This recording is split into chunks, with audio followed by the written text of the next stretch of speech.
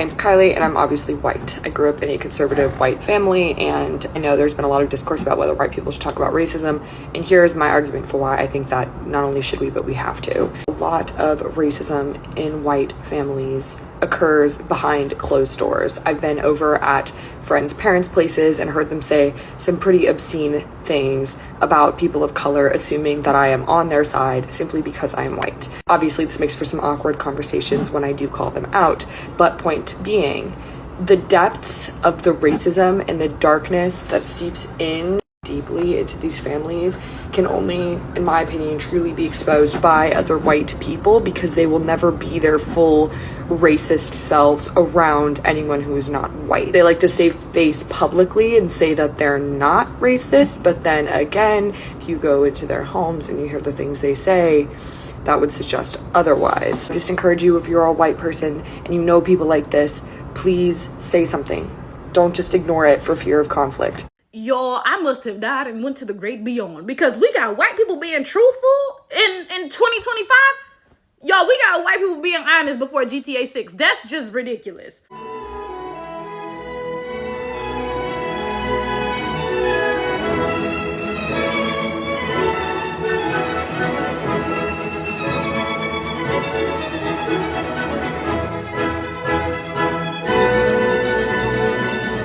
I have said about 100 times on YouTube, the average black person does not understand the extent to which white people hate us.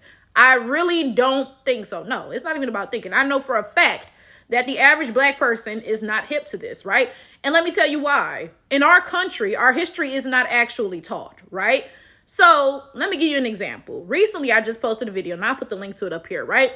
Talking about the lynch mob that tortured and killed Charles Atkins, okay? Now, they claim he killed a white woman. Of course, we know he didn't, okay? Like, come on now, right? But their claim, again, was that he killed a white woman. Now, this is the thing. The white woman was shot in her head one time and she died, right?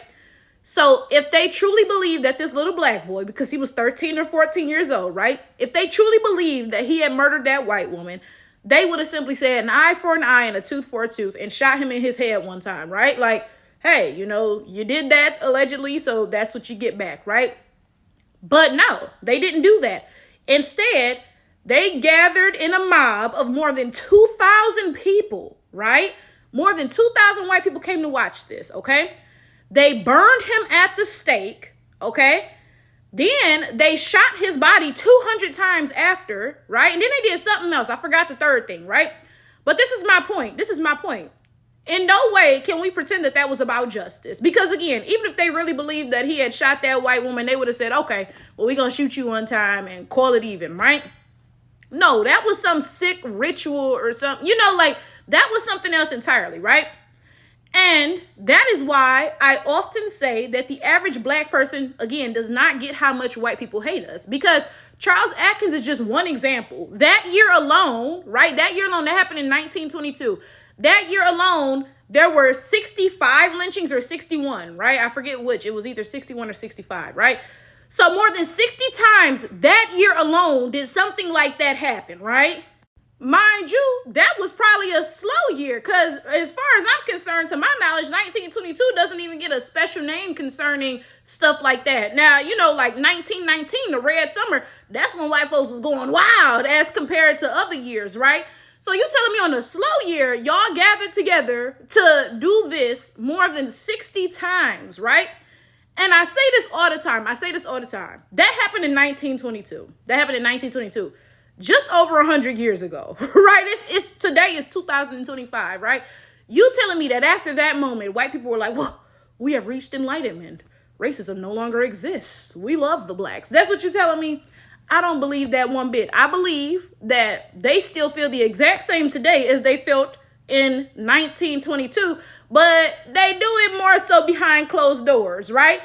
And now we have a white woman coming forward and saying that is exactly the case. Now, I've always said the average black person doesn't really understand how much white people hate us because we don't learn this stuff in school. All of this stuff gets erased, right? You have to have a lot of hatred for somebody to sit there and do that time after time after time again, 60-something times a year on average, right? you got to have a lot of hatred. And there's no way that that burning hatred just disappeared after a generation or two. There is simply no way. And now, finally, white people are beginning to be honest about it. White people are finally beginning to tell the truth and say, yeah, let me tell you what happens behind closed doors. And am I the only black person who is not surprised by this at all? I mean, like, look around us. Okay, something I've always said is that white people live in the same world as me. There is no way we both live in this world and the majority of white people will sit there and say, oh, I don't see color. Racism doesn't exist. There's no way that you see what I see and you can sit there and say that. Clearly you're gaslighting. Clearly you are completely okay with this system and you don't want to dismantle it. And instead of just coming forward and saying that, you do what you've always done. You hide, right? Like y'all used to put on hoods when you went to your Klan meetings and stuff, right? And it's the same thing. You hide. So instead of just coming right out and saying ABC or XYZ, you got to sit there and gaslight, oh, well, golly gee willikers. Oh, well, racism would sure go away if those blacks would stop talking about it. When you know good and well what conversations you all have when you're alone around the dinner table. The more things change, the more they stay the same. Because you'll notice that 99% of white people, when they're racist on social media, they don't do it on their real page. Now, once in a while, you come across one who does, right? But for the most part, they make fake pages to spout their racism from, right? And it's the exact same thing as like those Klan hoods. Like I said, white people, yo, in all seriousness, they are inflicting some serious, severe psychological torture on black people. I'm not even joking, because it would be one thing to simply oppress a group of people and be out in the open with it, right? But to oppress them and then claim that they aren't oppressed and you are not the oppressor and all this other stuff, that's playing with people's brains. Now, y'all know I don't believe in white allies. I don't. And I think as a black person, it's very dangerous to trust white people. It really is, given the history and the current day climate of this country. Because like I said, the more things change, the more they stay the same, right? So me personally, I wouldn't do it. But if I had to, absolutely, this is the type of white person I'd be like, okay, like, I'm still watching you, but, okay, go ahead and do your thing, right?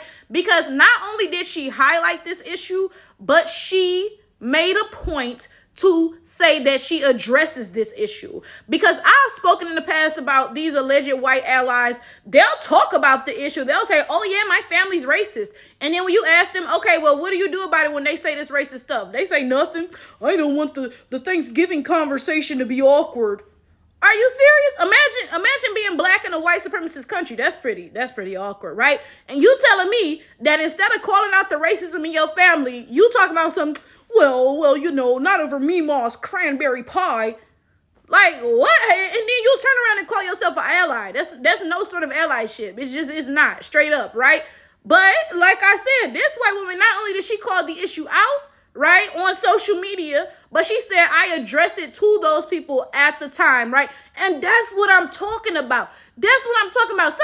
Something I've said before about white allies. As a black person, I don't need to hear that shit. Address white people and tell them not to be racist and tell them how to be less racist. That's your job as a white ally. And she just did that. So look, y'all know I give credit where credit is due. Now, to be fair, not being racist and telling other people not to be racist is kind of the barest of the minimums. But you know what? Considering the fact that 99.99% of white people won't even do that, I'm going to go ahead and I'm going to give her a snap or two. Come on now. Now, Chile, y'all know I'm not religious, but Jesus might be about to come, okay? Because white folks acknowledging white supremacy and how deeply it runs in private, oh, come on now. Like, child, me and Lissy, come on. We is shaking in our boots.